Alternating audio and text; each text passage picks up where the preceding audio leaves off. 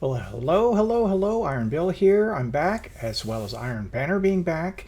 This is a match of my Warlock. I'm still running, I believe it's top tree, stormcaller, and I'm Crown of Tempest? Yeah, that's what I'm running. And I'm running Suros and the Drang. The sword, I'm just running some nondescript sword, doesn't matter. I'm not going to use it, not going to pick up heavy. Have no intention to.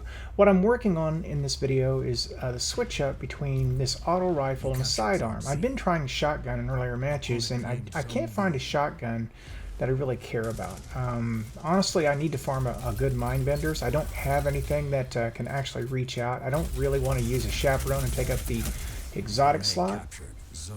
So my plan here is to, in mid to long range, go with the Suros. Start mid-range. If I tag somebody up and they rush me, I'm going to switch to the Drang and just mow them down. And if you've not used this sidearm, it is solid. It is a great offering. Inside of 20 meters, you can pull people down pretty fast, and you can backpedal a shotgun rusher and take them out, and oftentimes even a super. I don't think I get any of that in this video, but in other matches tonight I do. I backpedal some supers, some of the weaker ones anyway. A hunter with the whirling blade, that's somewhat of a different matter. Antaeus wards are of course a bit of a problem, but anything else, you know, you're going to do good damage. So now something I do very, very right in this match, obviously in distant shore you want to maintain C and B as much as possible. Our team kept going for A. I don't know why. I guess they wanted the triple cap and end this fairly quickly, but triple capping, I don't know, sometimes works against you on this map because A is really a disadvantaged area. You want to play this side of the map so that you can help control B. You've got better lines on it. Now, there's where I switched to the sidearm, doing pretty good. I'm backpedaling here. This guy chases me, but a teammate jumps in there. Then another one comes in on him. I put some damage on the person pursuing my teammate, and he's able to mop up. So for a couple of people who don't know one another, we worked pretty well together there that time. Anyway, going on, you want to work this area for exactly what you're seeing here, and that is that you've got, especially if you're using an AR or a scout or something with a bit of range, maybe even a sniper, where you could quick scope. You know, you've got all kinds of great lines here, and you don't have a lot of obstructions. The other side of the map just has a bunch of stuff piled up on it. It's harder to move around. It's for instance, with a Warlock, oftentimes you want to float over areas and get above your opponent. With hunters, you want to jump high. This area gives you the room to do that.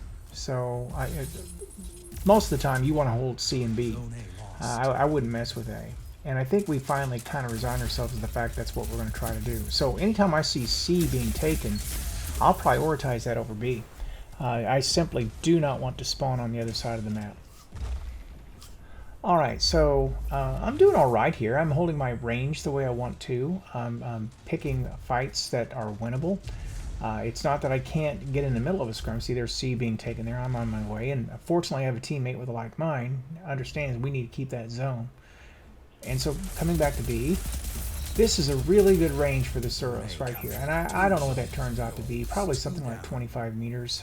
It's kind of on the edge of drop off, but it's still, when you spin up with Suros, and I don't know if you know this, I'll just assume you do, but even if you don't, you want to run it in spin up mode, because on the bottom half of the magazine, when it gets spun up, it really will melt people. And this is where it's a bit better.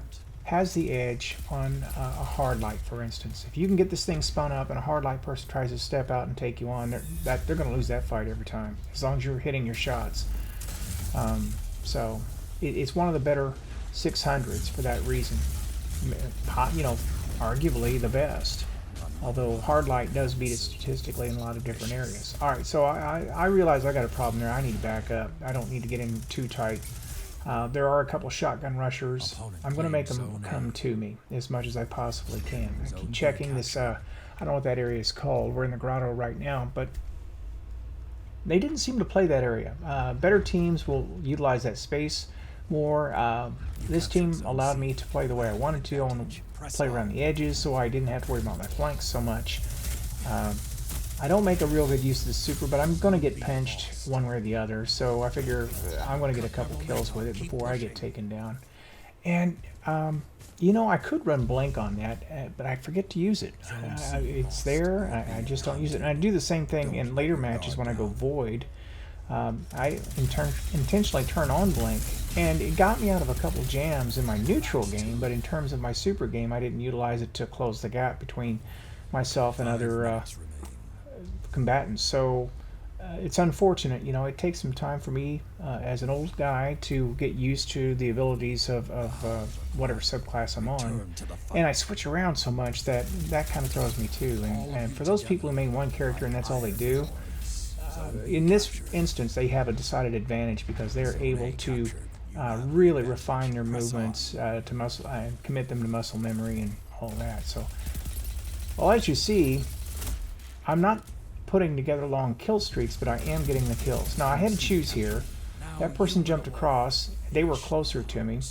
I had to hope that my teammates would engage this person down low between B and C. They didn't, but between the two, I probably chose the right person. I could have come down here and closed with him and take myself out of line of sight of this guy, but if he'd chosen to pursue, he would have gotten me. I mean, he was right there. Couldn't have run from him.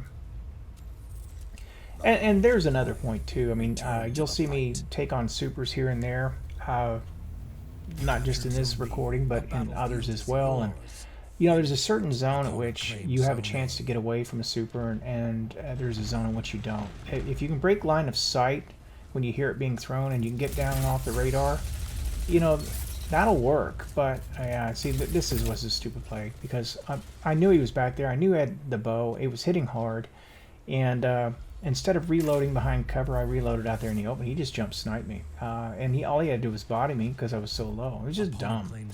I wish I'd stopped doing stuff like that because I really, really hate to lose to a bow like that because you just shouldn't. Once they may hit you once, but once you know it's there, you duck under cover and recover, and there's just no way you're gonna go down. And I don't know what that guy was thinking. He ran right by me. So. Yeah, anyway, regarding supers and dealing with them, if I'm inside the zone where I know I can't get away, I'm not going to run anymore. And there's no point. You just die tired.